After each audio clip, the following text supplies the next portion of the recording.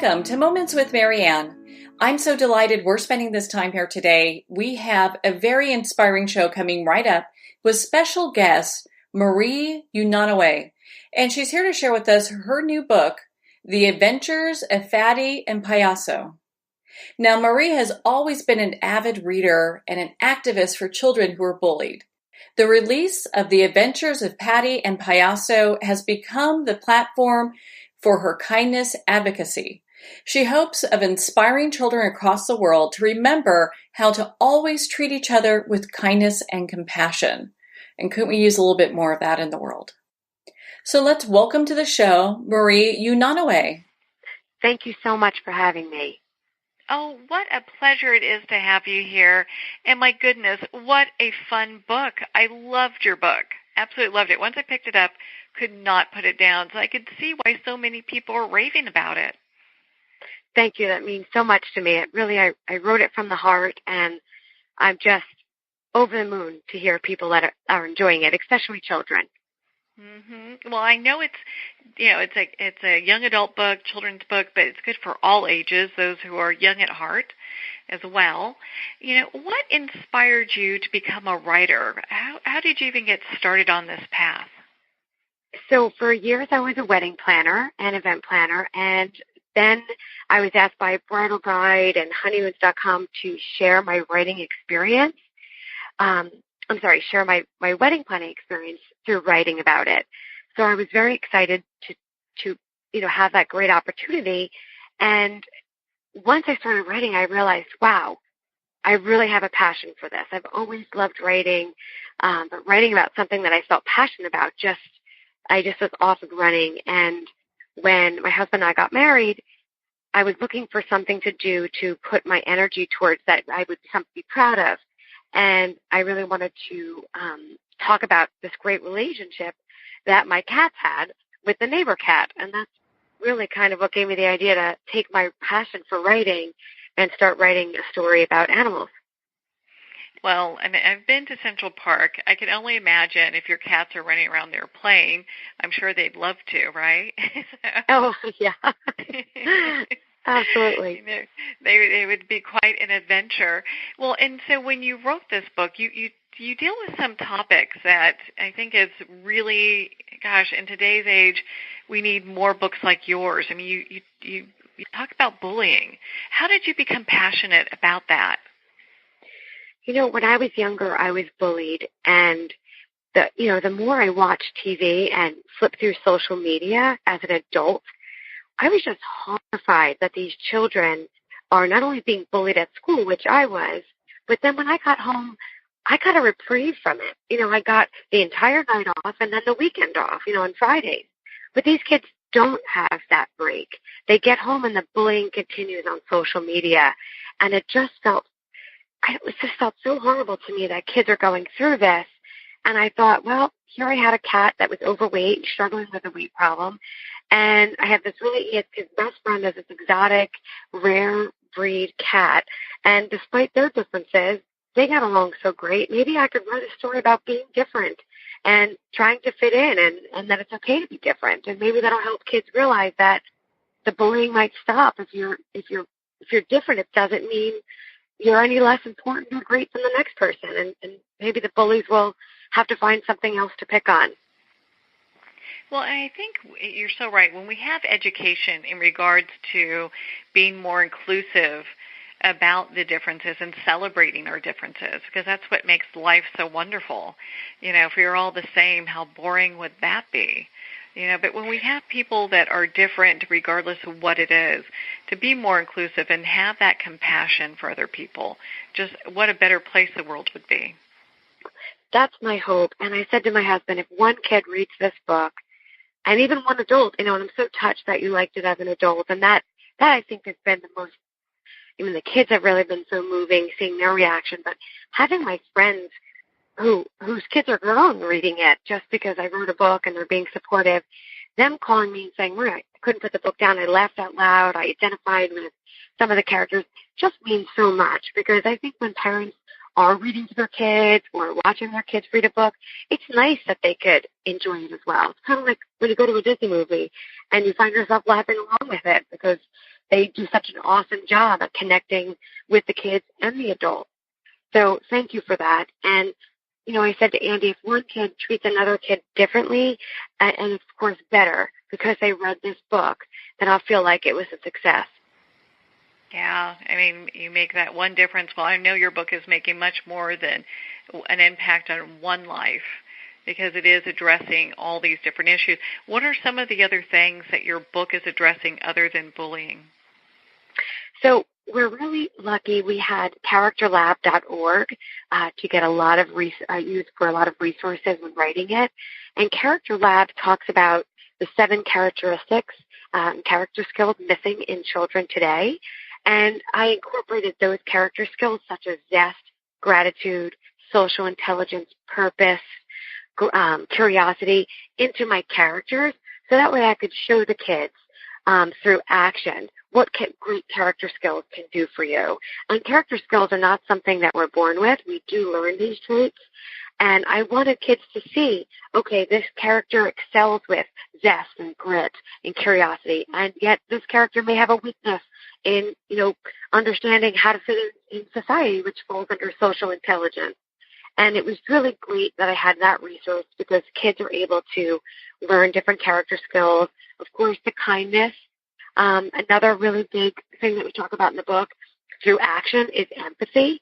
And I think if a child can understand what it's like to be in the shoes of another child, they would think twice about excluding them, bullying them, making them feel bad about themselves. Empathy is such a strong tool that if people could grasp that, that emotion, I think it could be life-changing for so many children out there. And last but not least, one of our main characters is Max, and he's on the autism spectrum.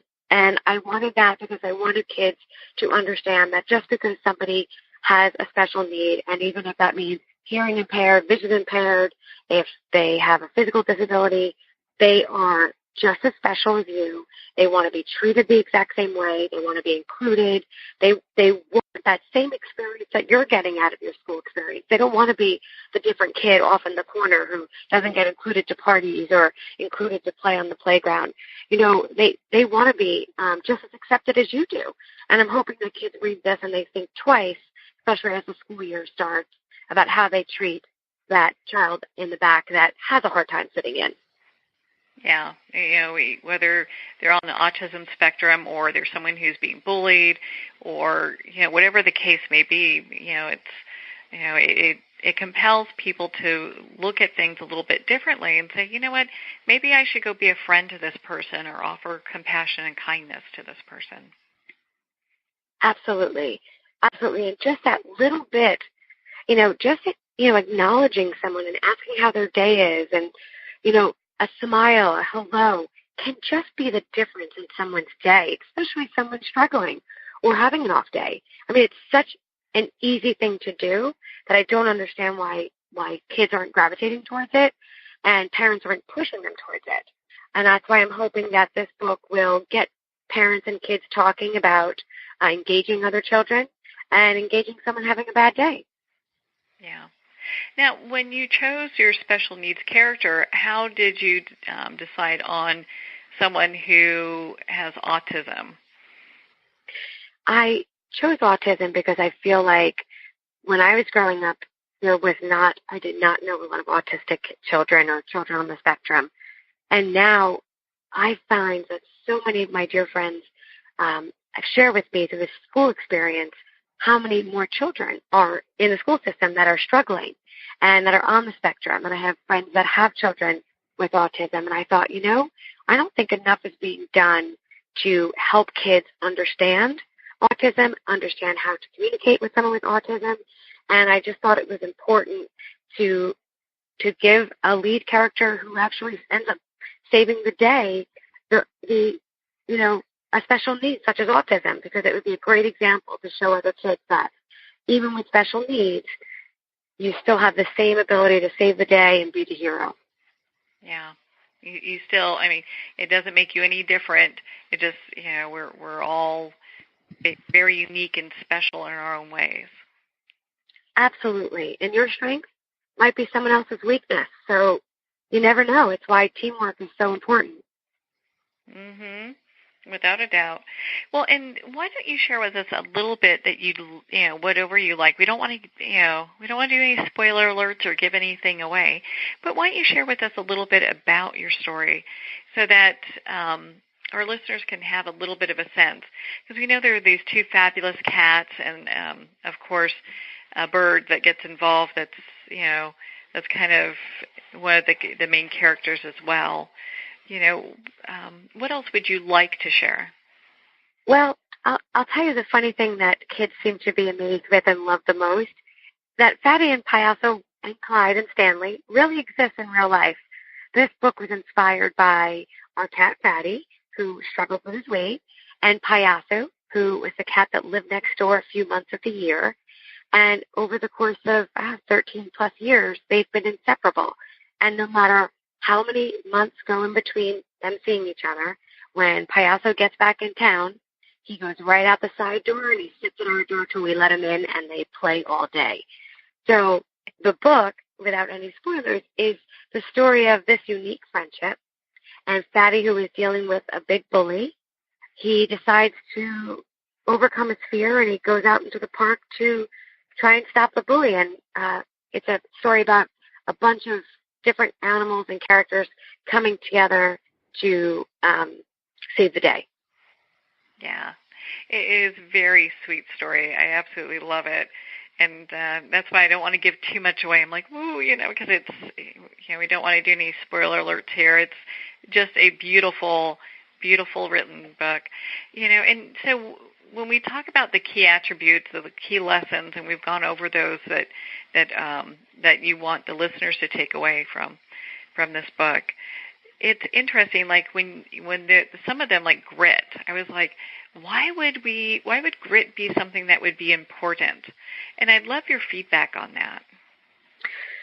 So the ability to have grit and to go after something and to just have this passion about something and to finish what you start is something that's really lacking today in children. They might start 5 or 6 projects and hobbies and only one sticks. So learning grit at a young age is so, so, so important. And they know that if kids learn these skills early, it'll change their whole course in life. For instance, gratitude. When is the last time that you got a thank you card from a child? So if adults can teach kids the skill of character skill of gratitude now, when they go for that college interview or their job interview, and they finish that interview and they write a thank you card to the interviewer, they're going to stand out. They're going to stand out to that boss that says, wow, when's the last time I got a handwritten thank you card? Because gratitude is just something, grit, zest, social intelligence, they're falling by the wayside. So it's very important for parents to work hard to enable these skills now in children. So when they go on their future in life with college and jobs, they're using these skills, and it makes the difference when you're in the office and you finish what you start, when you're in the office and you understand social intelligence, when you know that being on your phone during a meeting or a dinner is inappropriate social behavior, understanding to include the coworker that might be struggling, working as a team. These are all skills that will take kids so far in life if they learn them young enough. Well, and Maria, and on that note, how about kindness? How important is that? Well, I grew up with a mother that no matter how badly I got bullied, my mother would say, I don't care what the kids said or did, treat them the way you want to be treated. And I would say, Mom, but I don't care. Treat them the way you want to be treated. And I would go back to school and just consistently be kind. And you know what? That's who I was. And it was not always easy to be kind, but it says so much about who you are as a person, because kindness goes such a long way to another human being, even someone who's not treating you the way they should be treating you. It shows them. You teach that person, they learn from you, and then hopefully they'll teach another person better. So I believe if kids learn kindness and they always remain kind and they just think kind, it could change their whole life, because kindness in your marriage, kindness in your friendship, kindness at work, it is life-changing. Yeah, without a doubt. Well, and you have also the Kindness Challenge, and I would love for you to share about that. What's that all about? So we're so excited about this. I would say that of all the things we've done so far with the book, this is my I'm most excited about this. So we are asking kids to go to letsallbekind.com, or if they're in one of the towns where we're doing book signings, I'm handing them out at the bookstores as well. We're asking them to download from the website a Let's All Be Kind sign, where it's whatever character you identify with, Phatty or Payaso, and you take the kindness challenge by being a kindness advocate. You go out into the community with hopefully your other friends or your family, and you do something kind, either volunteering, embracing a child that's having a bad day, be kind to the elderly, be kind to your teacher. On the website, it gives children a ton of ways they could go out and do something kind. Great examples. Yesterday at a bookstore, one of the kids told me they've been reading to children that have special needs and are vision impaired. And I was so proud of them. And they were so inspired because they saw the challenge. They went out, they did this act of kindness, and they took a picture of themselves with the sign. And then they shared on social media with the hashtag Let's All Be Kind what their kindness story was. So hopefully that'll inspire other children to go out, do something kind, and then share it online so other children will go out and do something similar. Yeah, and be able to move that forward, because it's so important to just, treat others with kindness. I mean, we're not seeing a whole lot of that today, definitely in the world, in the politics, and just, it seems like adults need that reminder as well. It's like, hey, let's all be kind to one another. Absolutely. We're on this planet together for whatever time we're given. Let's do our best to just make it as wonderful as possible and embrace each other with kindness. It just makes such a difference. Even just a smile or hello to somebody. It just a thank you. Ask the waitress her name who's waiting on you at your table. There's just so many ways to engage with people that I think people forget.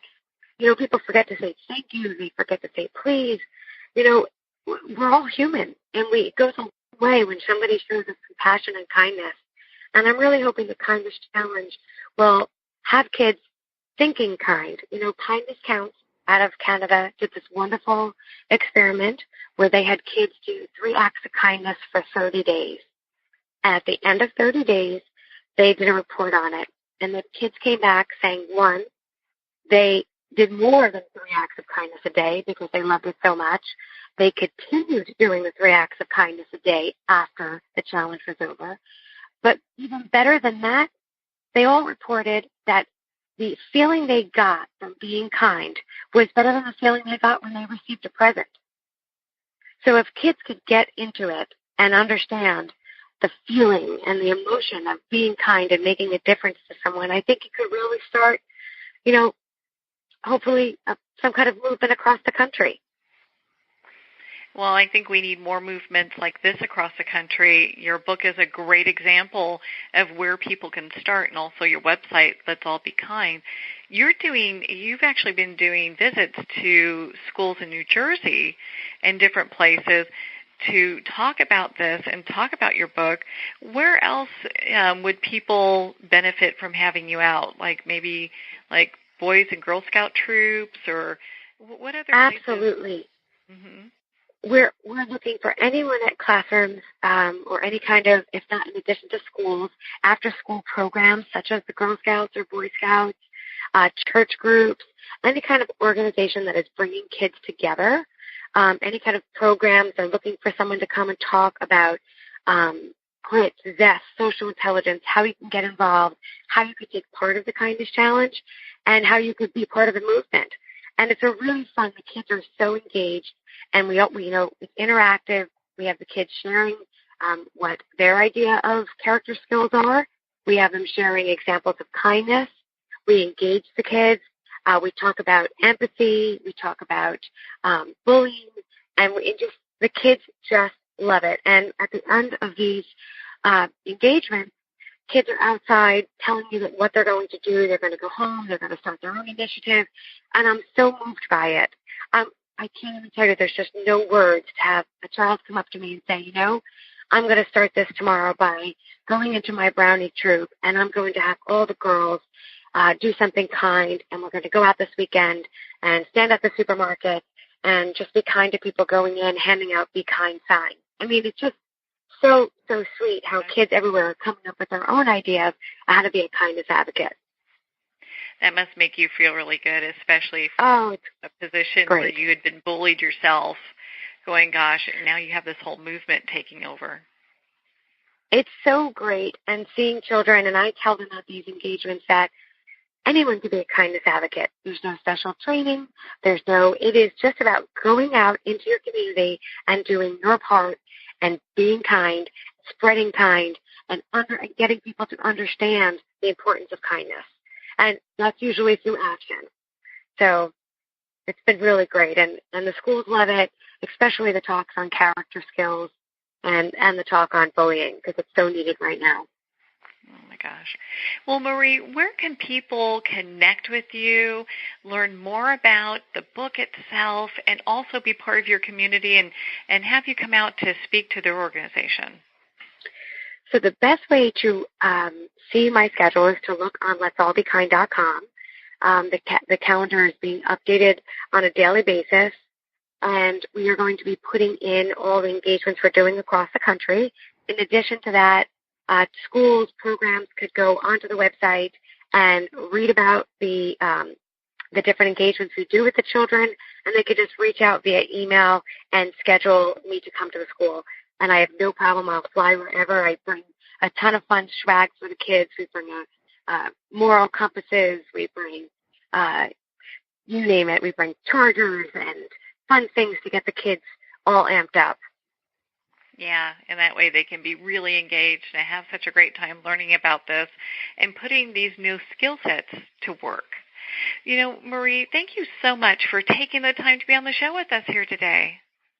Thank you so much. I'm so honored that you included me, and I'm forever grateful. Thank you, Marie. It has been such a pleasure to spend this time with you and, of course, to talk about your new book, The Adventures of Phatty and Payaso. You can reach Marie at her website at letsallbekind.com. Make sure to get in touch with her, learn more about her book, and join her community.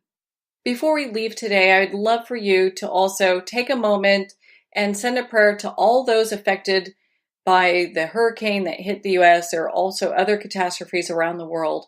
Please pray for them.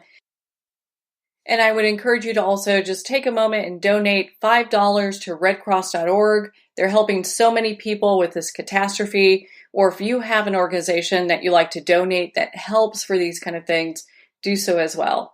I'd like to thank all of our first responders and everyone who's out in the field helping people getting everything back together. We're at the end of our time today. I would like to thank everyone for tuning in. You've been listening to Moments with Marianne. And remember, make every moment count.